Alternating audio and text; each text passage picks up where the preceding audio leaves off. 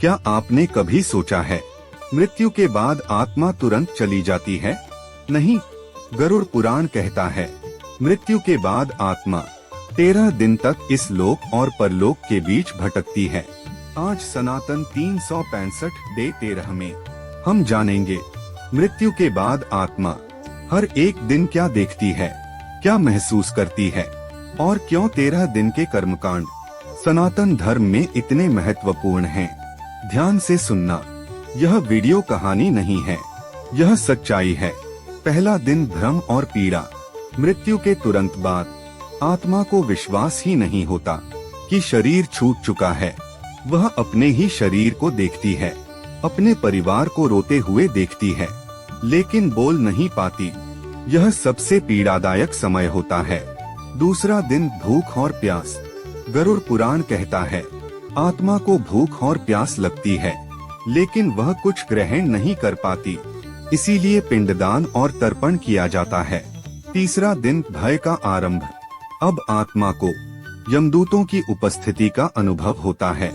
यह भय किसी दंड का नहीं, बल्कि आने वाले सत्य का होता है। चौथा से छठा दिन स्मृतियों का बोझ। इन दिनों आत्मा अपने पूरे जीवन को एक एक करके देखती है, हर कर्म, हर भूल, हर सत्य। यह आत्मन्याय का समय है। सातवां दिन पश्चाताप। इस दिन आत्मा सबसे अधिक रोती है।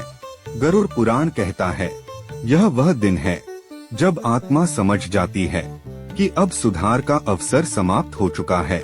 8वां से 10वां दिन अलगा। अब आत्मा धीरे धीरे अपने परिवार से अलग होने लगती है, बंधन टूटते हैं। 11वां दिन मार्गदर्शन। इस दिन पिंडदान और ब्राह्मण भोज का सबसे अधिक महत्व है।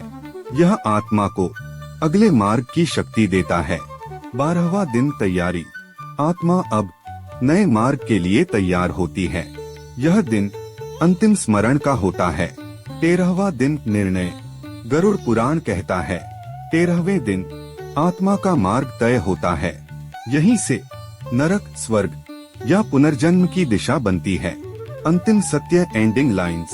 13 दिन के संस्कार कोई अंधविश्वास नहीं है, ये आत्मा की यात्रा के सहायक पड़ाव हैं। इसलिए सनातन धर्म कहता है मृत्यु अंत नहीं है, मृत्यु मार्ग का द्वार है। यह था सनातन 365 डे 13। अगर यह सत्य आपके मन को छू गया तो समझिए सनातन अभी भी जीवित है। जय सनातन।